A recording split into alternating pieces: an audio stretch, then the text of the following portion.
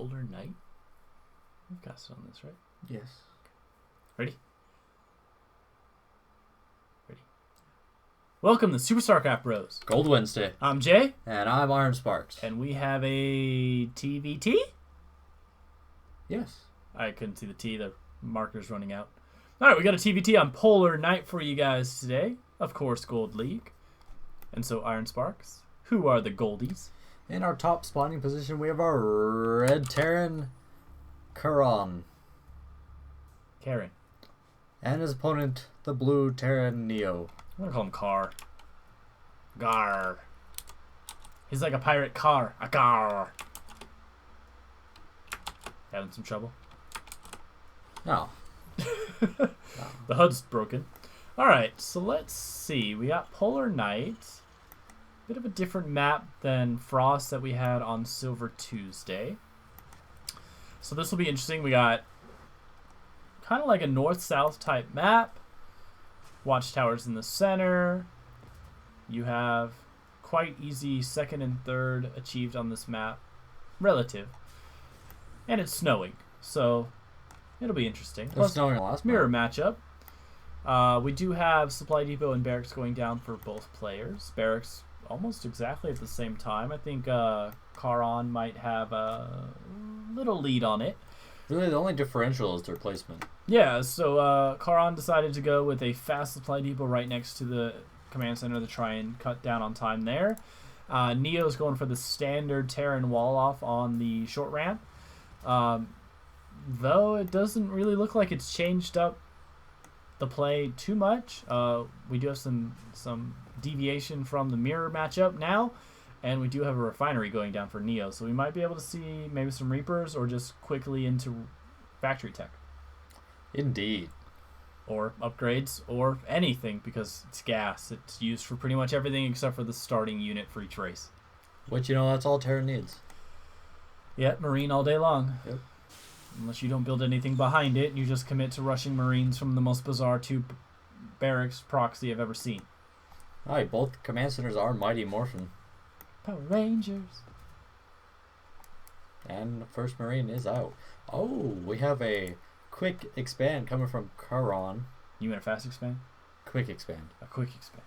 It's not quite fast. Yeah. All right, interesting. We got a Marine out for Kharon, but we got no bunker. We have no defense, and now here we do have that refinery leading into factory tech for NeO. Are you thinking Widow Mines? I'm thinking maybe. There is a secondary gas going up. Maybe he's just going to go major tech play because we have no other barracks from NeO right now. You know, it could be Hellions, it could be Widow Mines. I mean, at this point in the game, all of those are going to be beneficial. The Hellions aren't really going to hit a lot of resistance. These are light. Yeah, I mean, Marines, even though microed correctly, can do a lot of damage against Hellions. But if you can get Marines lined up, it's just like lining up Zerglings. You roast them, toast them, have a Malo, you're good to go. And it is a Widow Mine. Alright, so we got Widow Mine and straight into a Starport. So we got the 111 build for NeO. A good call. I think the 111 build, if you have that build down solid, is a great build to have against anything. It's one that's great to number up. Absolutely. And Kharon is, it looks like, going for Bio. Hopefully mixing in some Marauders. I know that the Mass Marine can be effective in the lower leagues. I know that if you mass Marines up as quick as you can and go attack, it can be devastating because of just how much DPS is done by a pack of Marines. But I really think when you go into a matchup like this, you really need to go and bring Marauders in as well, because they can be your tank units. They can be the things that soak up a lot of the damage.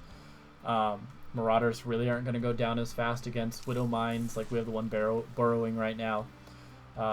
So I don't know. I'm a huge proponent of mixing and having the 3M bio composition of Marine and Marauder.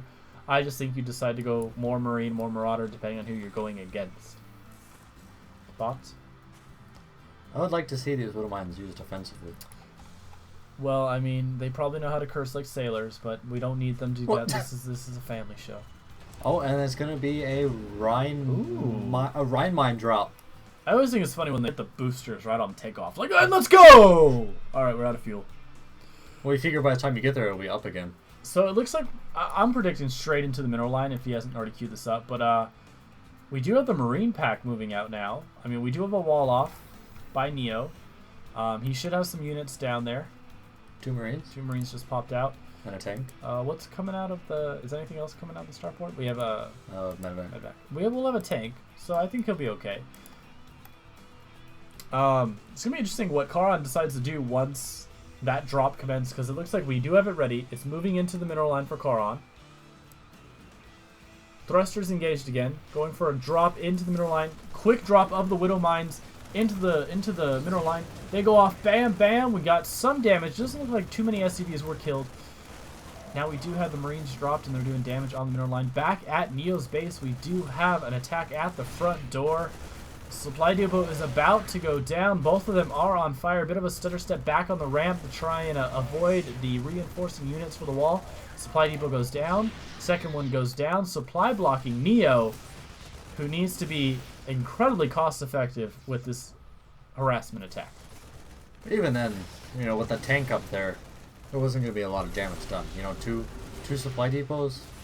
Yeah. But it's supply blocked. And he's only halfway done building those new supply. Yeah, but he doesn't need to have units right now. Alright, it does look like the Widow Mines have been cleaned up. The Medvac did bug out of there with a couple Marines in its cargo hold. Few. 3. It's a party. And I thought 3 is a crowd. It's also a party. Isn't 4 a party? No. That's too many people. Oh. Well, you just never have 4 people, you know. Alright, second command center is done. It's going to morph it into an orbital command. We got a bunker going up now just for some defensive precautions. And kharon does have saturation going on his second. Now you got to keep in mind that kharon has had that expansion up a lot longer than NeO. It just doesn't seem like he got it saturated as quickly as one would hope. He actually has less harvesters right now. Exactly. So we would hope you'd have more, especially if you go into a fast expand. But of course, you know, instead of spending 50 for an SEV, he decided to build up and get those Marines early on. Mm-hmm. So I mean, we already have the drop, the harassment attack from NeO. kharon's already sent down a pack of Marines. What do you think they're going to be doing now? Another drop. All right, we got there's tanks on this one. There's tanks dropping on this one. It's a Rhine tank drop. Oh, he's going to position the tanks on the low ground. Excellent idea. Sieges them up. Uses the medvacs for high ground vision. The Marines are now up there. Allows the tanks to bombard the mineral line. It looks like kharon was thinking of going down to the low ground to try and engage this. And really, all NeO's Marines need to do is kind of back up to the siege line and try and do as much damage to this red army as possible. Which Iron Spark did a lot of damage. You know, I have to say, this was a very smart play. I like that. That was great use of the terrain on this map. Because of that corridor behind this natural, I mean, it's begging to be tank placed on it. Mm-hmm. And I don't know, but what are income levels now that this base has essentially been shut down? Opposite to what they were before. All right. So it looks like kharon did try to swing around to the low ground and do some damage, but everything's already been picked up or moved. He was trying to catch the medvacs. Yeah. Expansion's going down for NeO now. He's playing this smart. He's playing kind of conservative. I like that he's mixing in, you know, stay on top of his macro game, making sure that he's building an expansion, make sure he's getting additional production facilities, but at the same time, doing harassment moves. And that last harassment move was excellent. Again, great use of the terrain. Indeed. You know, he's also defending against any drops that might come his way. Yeah, I mean, what's a better way as a Terran player against a Terran player to counter drops with your own drops? It makes your opponent nervous, a little paranoid, and this is going to be a big drop, and it looks like it's going to go into the main this time. And one Marine gets left behind. Hey, he's got to guard the base. Someone's got to do it. So we have 5 medvacs moving in, going to drop behind kharon's main mineral line. Did we have any missile turrets put up behind that? No. Ouch. This is going to hurt. Actually, no matter where he drops, he's going to be fine. Here we go. We got to drop near the factory. It looks like they're probably going to drop right on that tank. That tank had no chance. And sieging up, going to do massive amount of damage to some of the key production facilities for kharon. We have kharon's army moving up the ramp to try and defend this. We got a scan throw down to try and find some stuff, see what's going on. And red army. What red army? Exactly. Torn to threads. At least those Medvacs, souls are oh, that's game.